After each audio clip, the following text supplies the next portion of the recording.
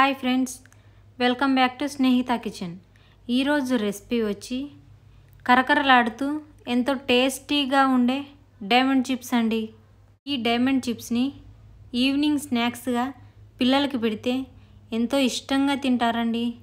పెద్దవారైనా ఒకసారి తింటే మొత్తం అయిపోయేంత వరకు వదిలిపెట్టరండి, అంత బాగుంటుంది టేస్ట్. వీటిని తయారు చేసుకునే విధానాన్ని చూద్దాం రండి.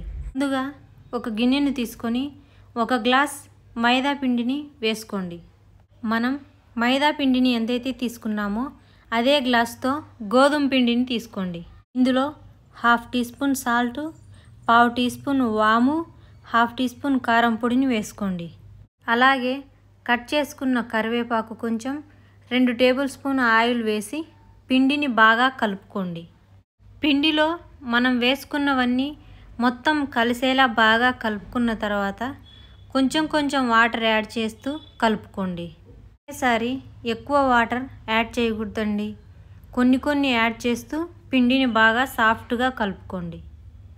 చూడండి, పిండి ఇలా చేతికి అంటుకోకుండా సాఫ్ట్గా అయ్యాక మూత పెట్టి పక్కన పెట్టుకోండి. పిండిని 15 నిమిషాల పాటు నాననివ్వండి. 15 నిమిషాల తర్వాత మూత తీసి పిండిని ఇంకో 2 నిమిషాల పాటు కలుపుకోండి. ఇలా కలుపుకున్న పిండిని 2 భాగాలుగా చేసుకోండి. ఇప్పుడు ఒక్కొక్క పిండి ముద్దను తీసుకొని ఇలా పొడిపిండి చల్లుకుంటూ వీలైనంత పలుచగా చపాతీలాగా స్ప్రెడ్ చేసుకోండి. మనం పిండిని ఎంత సాఫ్ట్గా కలుపుకుంటే అంత ఈజీగా చపాతీలా స్ప్రెడ్ అవుతుందండి. మధ్యలో పొడిపిండిని చల్లుకుంటూ చపాతీలా స్ప్రెడ్ చేసుకోండి. మనం ఎంత పలుచగా స్ప్రెడ్ చేసుకుంటే ఈ డైమండ్ చిప్స్ అనేవి అంత క్రిస్పీగా వస్తాయండి. పలుచగా చేసుకున్న తర్వాత వీడియో క్లిప్లో చూపించినట్లుగా చాకుతో ఇలా స్ట్రైట్గా కట్ చేసుకోండి. ఇలా మొత్తం స్ట్రైట్గా కట్ చేసుకున్న తర్వాత మనకు డైమండ్ షేప్ వచ్చేలా ఒక సైడ్ నుంచి కట్ చేసుకోండి.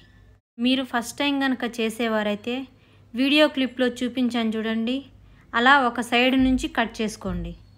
ఇలాగే మొత్తం కట్ చేసుకొని సపరేట్ చేసుకొని పెట్టుకోండి.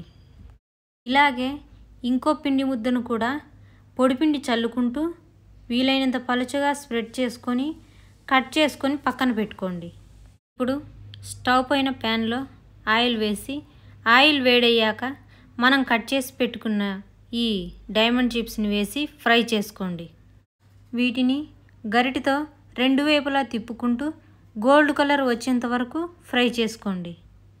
చూడండి, ఇలా గోల్డ్ కలర్ వచ్చాక వేరొక బౌల్లో తీసుకొని పక్కన పెట్టుకోండి. ఇలాగే మిగతా వాటిని కూడా ఫ్రై చేసుకోండి. ఇంతేనండి, ఈ డైమండ్ చిప్స్ తయారు చేయడం ఎంతో ఈజీ అని మీకు కూడా అనిపిస్తుంది కదా.